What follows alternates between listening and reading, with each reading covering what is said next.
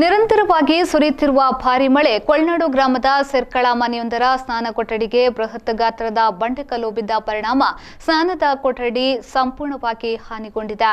ಕೊಳ್ನಾಡು ಗ್ರಾಮದ ಸೆರ್ಕಳ ನಿವಾಸಿ ಇಬ್ರಾಹಿಂ ಅವರ ಮನೆಯ ಹಿಂಬದಿಯಲ್ಲಿರುವ ಗುಡ್ಡೆಯಿಂದ ಬೃಹತ್ ಗಾತ್ರದ ಬಂಡೆಕಲ್ಲು ಮನೆಯ ಸ್ನಾನದ ಕೊಠಡಿಗೆ ಉರುಳಿ ಬಿದ್ದಿದೆ.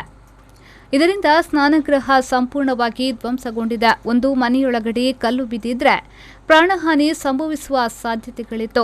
ಮಾಹಿತಿ ತಿಳಿದ ಕೊಳ್ನಾಡು ಗ್ರಾಮದ ಎಸ್ಡಿಪಿಐ ವಿಪತ್ತು ನಿರ್ವಹಣಾ ತಂಡದ ಸದಸ್ಯರು ಹಾಗೂ ಸ್ಥಳೀಯರು ಮೊದಲು ಕಲ್ಲನ್ನು ಒಡೆದು ತೆಗೆಯಲು ಪ್ರಯತ್ನಿಸಿ ಬಹುತೇಕ ಬಂಡೆಕಲ್ಲನ್ನು ತೆಗೆದು ರಾತ್ರಿಯಾದಂತೆ ಮಿಷಿನ್ ಬಳಸಿ ಕಲ್ಲನ್ನು ತೆರವುಗೊಳಿಸಿದ್ರು. ಸಂಜೆ 6 ಗಂಟೆಗೆ ಕೆಲಸ ಶುರು ಮಾಡಿದ ತಂಡ ರಾತ್ರಿ 11 ಗಂಟೆಯವರೆಗೆ ಕೆಲಸ ಮಾಡಿ ಕಲ್ಲನ್ನು ಸಂಪೂರ್ಣ ತೆರವುಗೊಳಿಸಿದ್ದಾರೆ.